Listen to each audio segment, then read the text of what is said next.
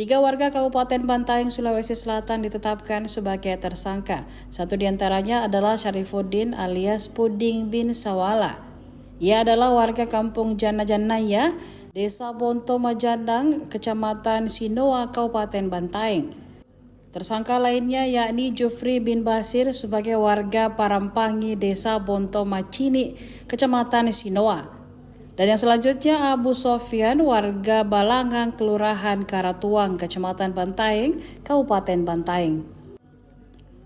Menurut Kasat Reskrim Polres Bantaeng, AKP Ahmad Marsuki saat jumpa pers di Mapolres Bantaeng pada Selasa 7 Januari 2025 menjelaskan bahwa ketiganya menjadi tersangka karena terlibat sebagai aksi pembunuhan pada Rabu 1 Januari 2025.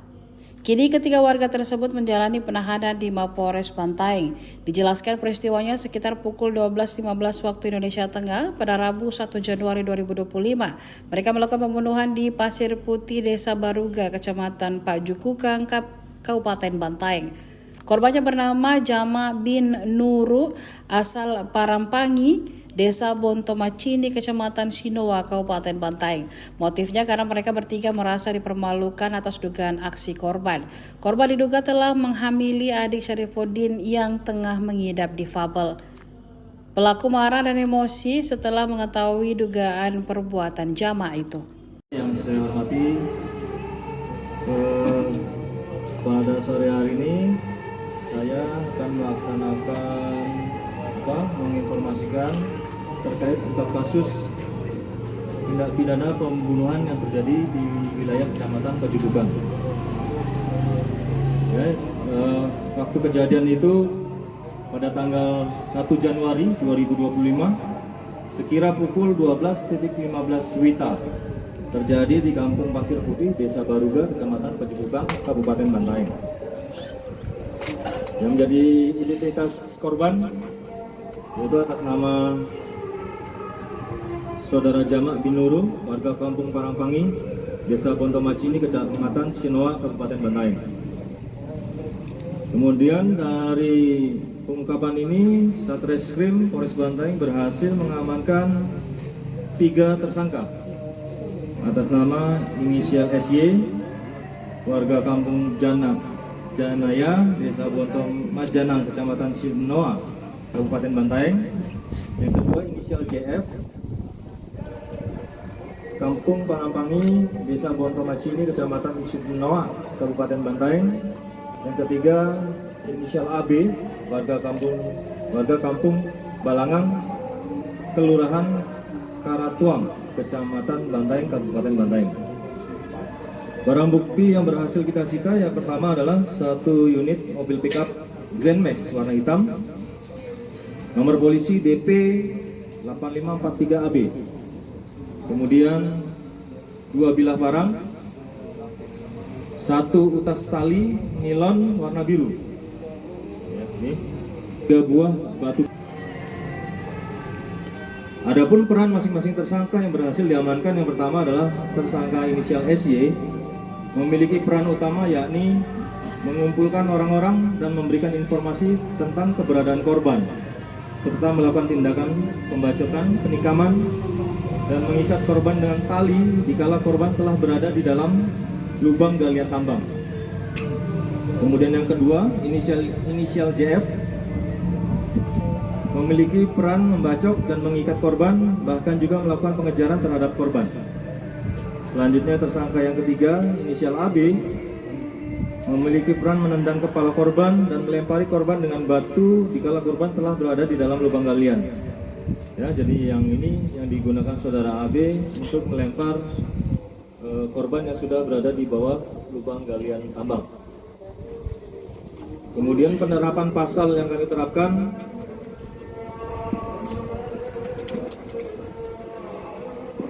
yaitu pasal 340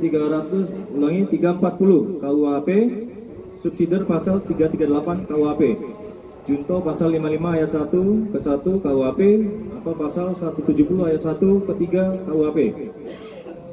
Berikut kronologis singkat kejadian. Pada hari Rabu tanggal 1 Januari 2025 sekira pukul 11.30 WITA, bertempat di rumah saudara JF di Kampung Bira-Bira, Kelurahan Bonto Sunggu, Kecamatan Bisapu, Kabupaten Bantaeng. Saudara SY mengumpulkan saudara dan orang tuanya, lalu kemudian memberikan informasi tentang keberadaan korban di Kampung Pasir Putih, Desa Baruga, Kecamatan Pajukukan. Dan saat itu mereka kemudian berangkat ke TKP dengan menggunakan mobil pick-up milik saudara SY.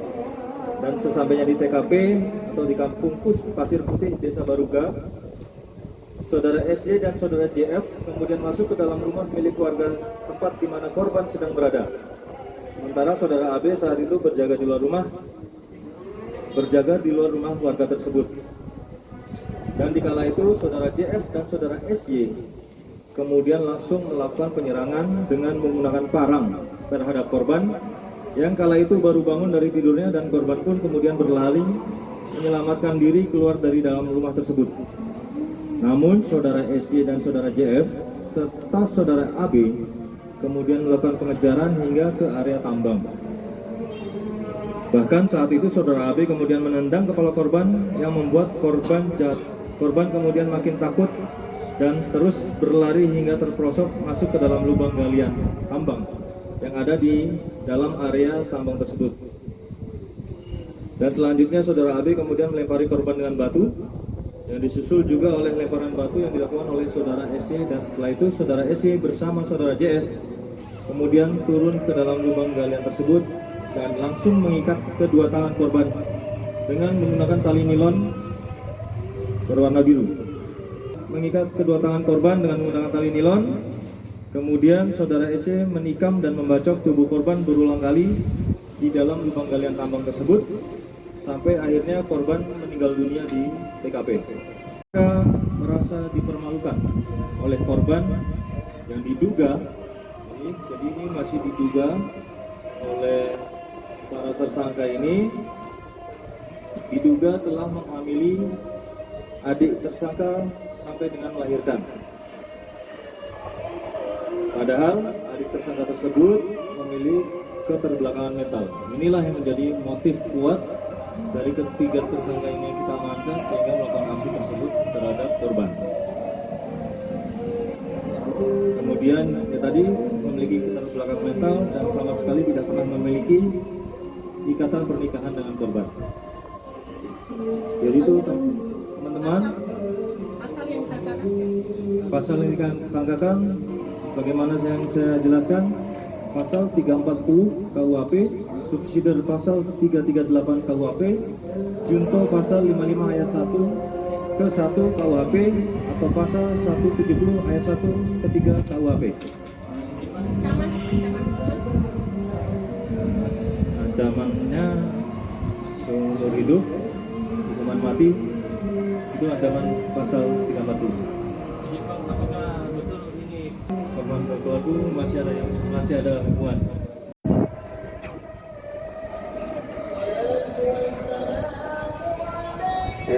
Download Tribun X sekarang, menghadirkan lokal menjadi Indonesia.